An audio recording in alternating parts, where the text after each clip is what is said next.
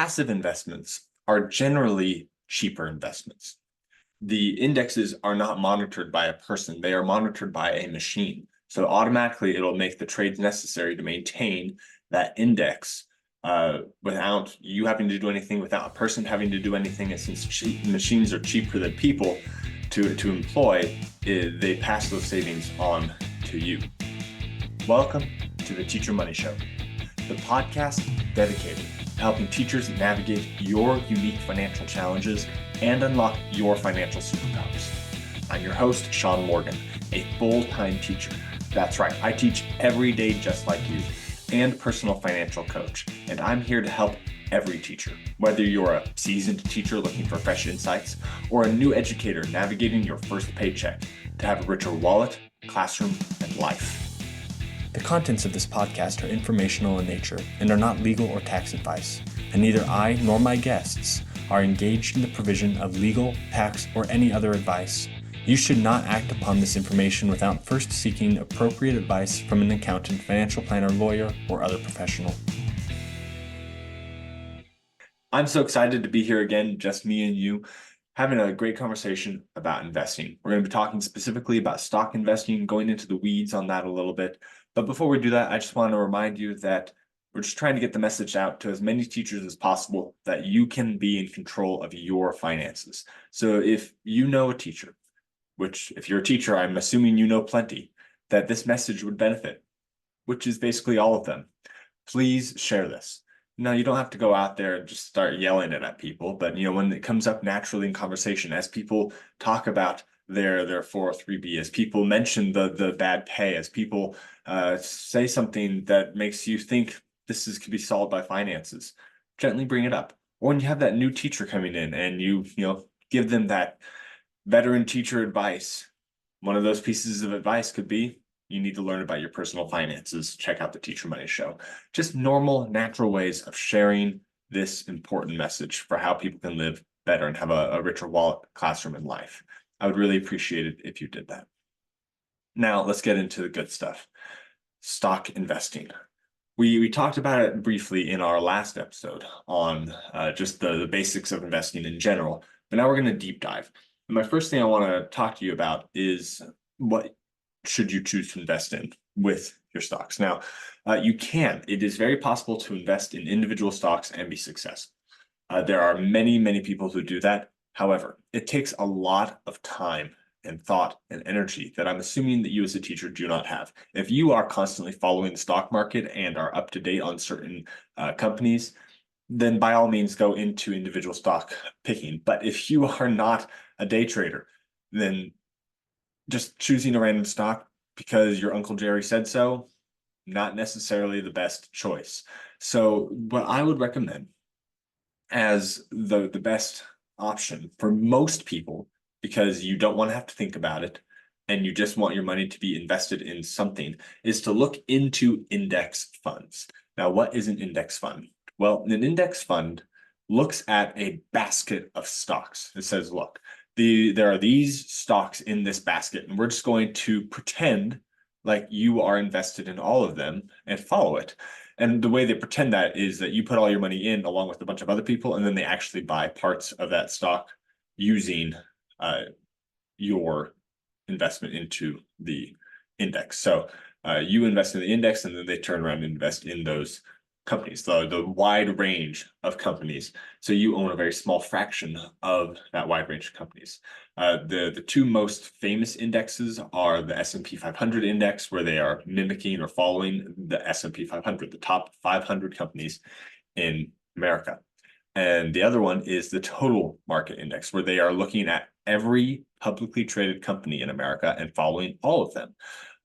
There's debate about which one is better. Either way, you're in an index, so I wouldn't necessarily worry about that.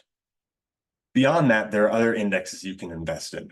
You can invest in indexes that only focus on energy, or only focus on tech, or only focus on responsible investments in like green energy and things like that. There's all sorts of indexes. It just depends on what you are wanting to put into that basket. The reason why index funds are so powerful, though, is because they are passive. Passive investments are generally cheaper investments. The indexes are not monitored by a person, they are monitored by a machine. So automatically it'll make the trades necessary to maintain that index without you having to do anything, without a person having to do anything. And since machines are cheaper than people to employ, they pass those savings on to you. Also, it automatically diversifies your portfolio. So instead of having to diversify through multiple stocks, when you buy into an index, a large enough index, you're diversified across multiple companies already. Now, there's other steps to diversification that we can talk about, but in the realm of stocks, buying into an index is an automatic diversification across multiple stocks across a larger sector, usually, unless you're buying a specific sector index. That's why most people just go into the S&P 500 or the total market, because that is that automatic diversification. Of course, you need to look into that and figure out what you think is best for you. I'm just saying that the majority of people that I've spoken to about this, that I find very intelligent in this regard, stick with just those two. So that's something to consider. To dive further into the reason being passive is better, I want to look at fees, because fees make a huge difference. So usually you're not investing manually on your own. There's just a lot that goes into being able to actually invest. You're usually using a broker of some kind. And that broker can either charge you an arm and a leg, or they can charge you a fair price. And the difference between the fair price and the arm and the leg, the way that they present it to you, doesn't sound that different. So let's look at the two ways. One, you have money in your 403b that's being invested into stocks, or you have money outside of your 403b that's being invested into stocks. So looking at money in a 403b or other retirement account vehicle. But let's talk about the 403b though, because it's notoriously bad. Usually the people that you're going to invest with in your 403b, unless you're lucky, are going to be these kind of sleazy, if I'm going to use that word, companies that are charging you way too much in fees. They're going to say, hey, we're going to give you free financial advice, and then they're going to put you into their high fee products. That's going to make them the most money. Not to blame the salespeople, that's just what they're taught. It's the companies that are putting these products forward, and they're just not good companies for you. And then there is other options in the 403b. And if you go to 403bwise.org, which is just a nonprofit I recommend all the time, that can help you understand 403bs. You can figure out if your options are good or bad. If you have a good option, you can also invest in this good option. Outside of your 403b, you might be investing on your own, whether that's in something like an IRA or just a taxable account, which means that you don't have any of those tax protections of a retirement account. I wouldn't usually get to investing in a taxable account until you've invested enough in your retirement accounts that you want to go over there, unless you have a reason to go there. And we've talked about the differences between these accounts, and I'll make sure to link to that so you can know why you'd want to invest in a 403b, 457, an HSA, an IRA, traditional versus Roth, and taxable. So I've talked about those in the past, so I'll make sure to link to that. But going back to this high fee and low fee thing, this high fee, I'm saying like they're sharks, they're getting all the money they can out of you. They're going to charge you a whopping 2%. You might be like, 2%. 2% is nothing, right? 2% is hardly anything. It's not even something to worry about. But when it comes to your retirement, 2% is a big deal. To put this into perspective, if you invest into an total stock market Vanguard index, Vanguard is a very reputable company. I'll talk about other ones later. You're going to be charged around 0.03%. Now, you might be like, okay, we're still in this very small number range. Why does it matter? Well, if you have $100,000 invested, which I would say that all of you will be able to get at least $100,000 invested by the time you get to the end of your career, hopefully much, much more than that. But if you have $100,000 invested, which is a pretty reasonable amount for someone even mid-career to have invested so far, 2% of that which you will be charged every single year, is $2,000 that you are paying these people to hold your money. Okay, if they're investing in an index of some kind for you, they're not doing anything, they're not adding in any way to it, they're just doing it. And if they are actively managing it, they're probably doing worse than the index. Indexes, because they're just following the market, tend to outperform active managed funds over the long term, because while an active managed fund can do well, they also can trough and then do poorly, and it just that tends to lead to worse performance compared to just following the market over the long term. Of course, past performance is not indicative of future gains, but that's just what we have seen in the past. So that being said, we have $2,000 from these people who are probably just doing nothing but holding your money for you, versus you're investing in a company that doesn't charge you that. They're just charging you the fee to run the computer at the 0.03%. That's $30 a year. Would you rather pay someone $2,000 a year or $30 a year to run your finances? I think that that's pretty apparent. And the more and more money you get, like if you have $1 million, you're talking about $20,000 versus $300. Okay, it just gets more and more absurd, the difference between a 2% fee and a 0.03% fee, the more money you have invested over the long term. So please don't think 2% is nothing. It is a lot of money, and it makes a big difference in the long run on your portfolio. Okay, now that you've figured out that you're going to invest in an index of some kind that you are going to choose, if that's what you're planning on doing and you're not going to go with the individual stock option, and you've gotten low fees, you need to also think about dividends. So dividends are usually not going to be given in the total stock market index. You might get like small dividends, but if you want dividends, you might want to look into other investment options. And there are groups out there that are just focused on talking about dividends. I'll definitely try and bring on an expert on dividends so we can talk about this in depth. But the whole point here is that a dividend is money that's paid back to the shareholders of a certain stock just for owning the stock.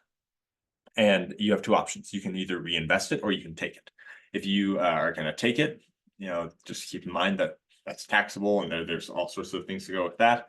If you are going to reinvest it, depending on what account it's in, it might be taxable, it might not be. So just keep that in mind as well.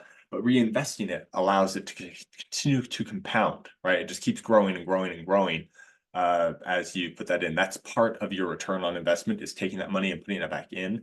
Because usually if you have a dividend being paid, you're going to have a smaller growth on that stock.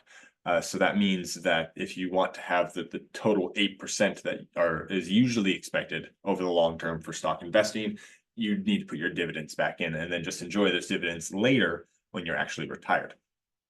That's generally how you think about it. Once again, there's nothing wrong with taking dividends along the way if you have a good reason, but just keeping in mind that that's part of that total return that we're using to calculate where we're going to be at the end. So reinvesting it to get that return is the optimal option for retirement. All right, so now that we've considered dividends, it's like I said, we'll do a whole episode on dividends with an actual expert who knows everything about dividends and how you can get them and what you should do with them. We're going to keep focusing on index funds just because that's, like I said, the easiest, most natural thing that most people can do to invest their money long term. So you decided to invest, but when do you do it? When should you invest your money? Well, there are a few sayings that people use as rules of thumb to decide when to invest. The first one is time in the market is better than time in the market. Now, what does that mean? It means that if you're saying, well, I think that the market's going to crash next month because there's an election, or I don't know, whatever. I'm just thinking of the election next month right now, for those of you who are listening in real time. Or you think, oh, it's going to crash because there's no way it can keep going higher. Or my Uncle Jerry said it's going to crash, right? That Uncle Jerry's just getting you with all his advice. It rarely does crash when people think it is. People have been saying the market will crash for years and years and years. And other than the blip at the beginning of COVID, we haven't really had a major crash in a while. I mean, it's not as strong as it was, but our market's okay. So saying it's going to crash, it has to crash, that delays you putting your money in. So instead of worrying about when it will crash, you can just start putting money in on a regular basis. Just get money in there, because the longer it's in there, the more chance it has to grow over time. Studies have been done that people who just put money in consistently do better than those who wait for the market fluctuations, because we're pretty bad at timing when the market is at the absolute bottom and putting money in and so forth. So it's better in the long run to put money in slowly. This is called dollar cost averaging. Dollar cost averaging. You're putting money in just over time. And dollar cost averaging can also mean if you have a large sum of money and you're unsure about the market, putting just a little bit in at a time over time instead of dumping it all in at once. But the point is that you're just consistently putting money into the market, consistently investing in stocks over time. So like if you have $100 a month that you're putting in to buying more of an index, that's dollar cost averaging. That's just putting money in to be in the market, to have time in the market instead of trying to time the market. But then on the other hand, you have the Warren Buffett phrase, which is be fearful when others are greedy and be greedy when others are fearful. What this one means is that when things are up and up and up and up and up, yes, I would keep putting that money in, right? Because it's time in the market. But when it's just like skyrocketing, people are like, yeah, it's going to go up forever. That's when the market is most likely to crash, because it's at the top. It's going up and up and up and up and up. So trying to put in all of your money because you're like, yeah, it's going to go up. It's never going to go down. It's more of a gambler's mentality. And the likelihood is it will go down. So just putting money in because you don't know when it will crash. But making sure you're consistently getting or taking advantage of those gains, because if you don't put any money in right here and then it doubles, right? So you don't put money in at say 100. That's not what the numbers are right now, but say 100 is the number, and then it doubles to 200, okay, and then it crashes to 115. Well, putting money in originally at the 100 was better than waiting all the way for the 115 to come back.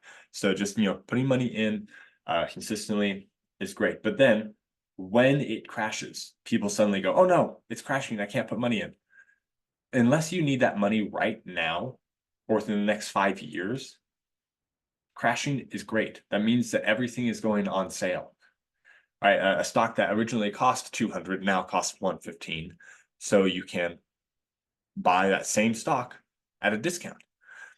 So when you're putting money in, maybe when it's crashing, as it's going down, if you have the means, you can increase the amount you're putting in because it's going down over time. And if it hits a pretty low number and you have some extra cash, put some more cash in there, because that unless things go really wrong in America, it's going to go back up, right? The stock market will go back up unless it goes to zero, in which case we got a lot more problems in America than our stocks, right? If it goes to zero, that means America is gone. And I don't believe that's going to happen anytime soon, anytime in the next, hundreds of years beyond our lifetime. So, that's my personal belief. If you think America is going to fall apart in the next, 20 years, maybe don't invest money into the American stock market. But since it's probably not going to do that, putting money in, even when it's going down, it's going to go back up because America's going to keep moving forward. That is allowing you to get that discounted rate. So don't be scared to invest your money when it's going down, as long as you don't need that money. But if you're like, oh man, I'm going to retire next year, let's dump all my money in while it's going down, that's when you should be a little bit more fearful of the drop, because you're going to have less money when you need it than if you just held on to it. So it's only when you have that time horizon for the market to swing back up, 5 to 10 years is a relatively safe time frame to assume the market will go back up if it's crashing right now. If it's not crashing right now, then you don't know when it's going to crash. So, you need to be aware of that. But if it's crashing right now, assuming that it'll be back up in the next 5 to 10 years is relatively safe. Looking back at the past, of course, past performance is not indicative of future results. But the point is that if we're looking at the past, which is the only thing we have to go on, we can assume that we are going to have higher amount in 5 to 10 years than we are right now in the middle of a crash. So that's why it's important to buy that at a discount as the prices are going down. Okay, so the answer to the question, when do I invest? Now. Regardless of what the market's doing, the answer is now, because it's always a good time to be putting money in. If it's going up, it should keep going up, and that's good for you. If it's going down, that means you're getting a discount, and that's good for you, because it'll eventually go back up again. So it's always a good time to invest your money. Okay, now that we've decided we're going to invest in an index, assuming that you're going to do that, it's up to you. And you are realizing you need to start investing now, as soon as you can. I would say, at least monthly, probably, because that's when you get your paycheck. It's just easier to make it, a consistent pattern. How much do you invest? Well, how much do you want when you retire? That's the real question. If you're investing this money for retirement, how much do you want to make? So let's say that you want $6,000 a month in retirement. Great. That's how much you want. What will your pension be? What do you project it to be? What about Social Security? Will you get that? These things will offset how much money you need in your retirement accounts. So if you're going to get a pension, that's say $4,000 a month, pension and security put together, Social Security put together, it's $4,000 a month. There you go. You're $2,000 shy of your $6,000 goal. You take the remaining amount and you multiply it by 12 for a yearly amount. Okay, so we have that $2,000, multiply it by 12 for a yearly amount. You need $24,000 a year if you want to be at that $6,000 a month in retirement that you were hoping for. You then multiply that by 25. You might be like, 25? Why? Well, the reason is something called the 4% rule. And the 4% rule just means that based on a study done that has been tried again and again and again, if you take out 4% of your total retirement, no matter when you retire in the past 100 years, you would have not run out of money by the time 30 years is over. So like if you retire at 60, by the time you're 90, you will not run out of money if you take out 4% based on that last 100 years of data. So 4% is considered the safe withdrawal rate. Most everyone in the past 100 years, like if you look at that past 100-year, 30-year periods of that, most everyone had more money than when they started. A handful had less money than when they started, and only one instance went down to zero, which is why 4% is that safe withdrawal rate. And that instance was hit really hard with the stagflation time in the 70s. So that is the only instance where we've had someone withdrawing 4% of their portfolio run out of money in these hypothetical 30-year situations. So that being said, 4%, flip that around, is multiply by 25. So if I have 4% I'm taking out, well, multiply by 25 from where I need every single year, and that's the same thing. It's an inverse relationship there. So you multiply by 25 the amount you want yearly, and that's how much you need to have in your retirement fund that you're drawing from every year to follow the 4% rule. Once again, if you don't feel comfortable with 4%, you can do more. If you think 4% is too much, you can do less. It's up to you what you think is best for you. You can read all the studies that you want about it. I'm just giving you conventional wisdom that has been tried and true for years. So if you have that $24,000 a year that you need to supplement your retirement pension and your Social Security, that's going to be roughly $600,000 a year that you need to have invested by the time you retire. Now, that's not $600,000 that you have saved. It's $600,000 of your money that you've put into investments plus their growth over time. So you need to consider that you're going to have that return on investment of the money that you're putting in. So you basically just work backwards from that number. I would recommend just using an investment calculator, such as the calculator at investor.gov. I'll put a link in the show notes at teachermoneyshow.com/podcast. That's where you'll be able to find the show notes for this show or any show that I've done. but I just use kind of the guess and check method. I say, okay, if I put in this much every single month, what will I have? I use 8% as my interest rate that they ask. It's not actually interest, it's just a return on investment, but it comes out to the same. 8% is an average return. So some years you will have much higher, some years you will have much less with the stock market, but averaging out to 8% is pretty standard, what people say. 10% is not outlandish, 6% is really conservative. So we go with 8%.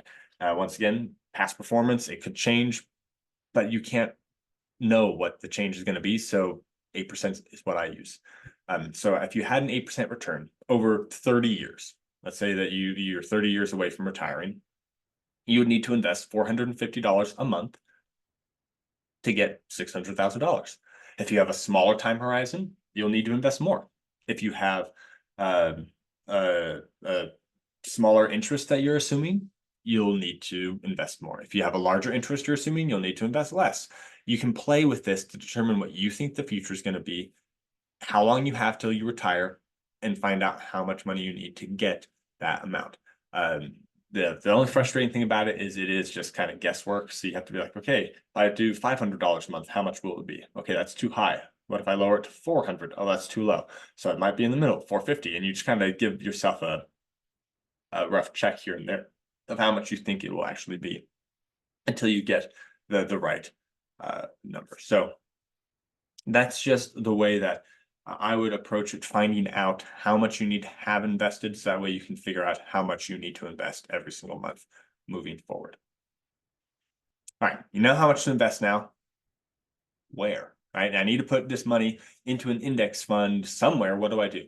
Well, I'm not sponsored by any of these places, but here are some options. Fidelity, Vanguard, Charles Schwab, any other low fee provider with a good reputation, that's what I would recommend. Okay, you can choose any of these. I personally use Fidelity, not because it's better than any others. I just happened to get onto Fidelity versus Vanguard or Charles Schwab. I just chose it. Now, if you want to use Fidelity, or you just like me and you don't believe me that it doesn't matter which one you choose, I do have a referral link for Fidelity because I'm a customer of theirs. So it's my friends and family referral link. You're welcome to use it. I think you get like a gift card or something like that when you do, and then it'll help the show, help me keep putting out this content. If you decide to use Fidelity, no pressure. Like I said, I don't think it's better than any of the others. I don't think it's worse than any of the others. It's just an option to get low cost index funds. And if you decide to use it, I would appreciate it if you use the links, so that way it helps support the show. Anyway, once you've signed up for one of those places, whether it's Fidelity, Vanguard, Charles Schwab, or another that you know of that has a good reputation, you just open up an account.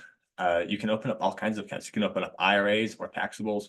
I have HSA with my Fidelity account because my employer at the time when I opened that one up didn't offer an HSA that I liked. I didn't like the company that they were using, but I still had the HSA insurance. So since I didn't want to use their HSA company because it had like an obnoxious fee and I couldn't invest it, I just instead opened up an HSA with Fidelity, which is totally allowed because I had that qualifying insurance. And then I just put money in there, and because I put money in there after tax, it balanced my taxes out. But the point is that you can open up all sorts of accounts with these companies. Not 403B unless they're one of your approved vendors, or 457, but just you can put your money into these things outside of those things. And even 403B wise now usually just recommends using an IRA instead of using 403B, because you can just choose who you go with, such as Fidelity, Vanguard, or Charles Schwab, instead of being stuck with whatever vendor your school happens to use. So just keep in mind that you just open it up, choose the kind of account you want, being aware of those vehicles. Once again, I'm going to have that tax vehicle option showing to you in the show notes, so you can listen to that episode again to decide where you want to invest your money before you then put that money into an index. All right. You might be like, all right, this is all great and good, but I just don't have the money to get my number. Like, say you need 600,000 and you need to invest 450 a month, and you're like, I can't do more than 150, or I can't do more than one or 225. There we go. Let's go with that number. Well, even if you think that you can't get enough to retire comfortably, you should start investing now. Having 50% of what you need will be 50% more comfortable than 0% of what you need. So not being able to get your goal is not an excuse to just not try. You will thank yourself for getting halfway there versus getting no way there. But beyond that, even if you can't reach that goal right now, you can slowly increase your investments over time. So if you can only start with 275 right now, or 225 right now, maybe next year you can do 250, and the year after that you can do 275, and the year after that you can do 300. And if you can slowly increase it over time, you can pass that 450, and then do 550, 6. And if you just keep adjusting that number, looking at it every year, you can eventually find that sweet spot where you'll get to where you need to be. And you also maybe want to adjust the amount that you want to have to retire with too. So you might have to adjust the number again, or your pension might change. You might be like, oh, my pension is actually going to be this much. Whatever it is, you'll need to adjust these as you go. But just starting getting in that habit is so worth it, with however much you can possibly put in there, and then increasing it as you can. The best way, the easiest way, in my opinion, to increase your investment that you're putting in is just to take half of your yearly raise and put that towards investments. So if you're going to get a yearly raise of like $50 a month, 25 extra bucks go towards your investment, 25 extra bucks to buy yourself like 5 more lattes or something like that. And you'll be able to just use that money, the 25 bucks, to do whatever you want with, but the other 25 to invest for your future. It's just an easy, fast way to increase how much you are investing. Or if you have a percentage invested, it'll automatically adjust every time you get a raise. So that is also something to consider, that even though right now you're not putting into the 450, after your salary goes up and up and up and up, you'll be able to have a higher amount put in there over the course of your career. All right, so that's stock investing. That's investing in indexes. That's just the easy way, right? This is stock investing the easy way. You are welcome to take the harder way. It's possible to make a lot of money doing stock investing the harder way. It's just also time consuming. So this is just my quick and dirty how to invest in stocks the easy way with low fees. So that way you can keep as much of your money as possible. If you've felt this was helpful, if you've appreciated this or any other content I've put out, please tell a teacher friend. I have a goal to get this message out to every teacher in America. That's 4 million teachers, and I am 0.0018% of the way there. So you can figure out how many people are listening if you really want to, math whizzes. But that being said, just go ahead and tell your friends. I don't actually expect to get to 4 million. Everyone having enough interest to listen to this would be astounding. But seriously, individual lives get changed when they can handle their personal finances. So each individual that we can help get better at finances will not only make a difference in that teacher's life, it'll also make a difference in the lives of their students, as they get to rub shoulders with brilliant people who are also brilliant with their finances and can help them along their journey to be better, to have a richer wallet, classroom, and life. So remember, as a teacher, you're already rich. Your wallet just needs to catch up. Are you worried you won't have enough money to retire? Or maybe you just don't know how you're going to get out of all of this debt. Whatever your situation is, I can help you. Go to teachermoneyshow.com/guest and fill out the form there, and you can come on the show for free coaching, or we can meet one-on-one to discuss your needs. I look forward to talking to you.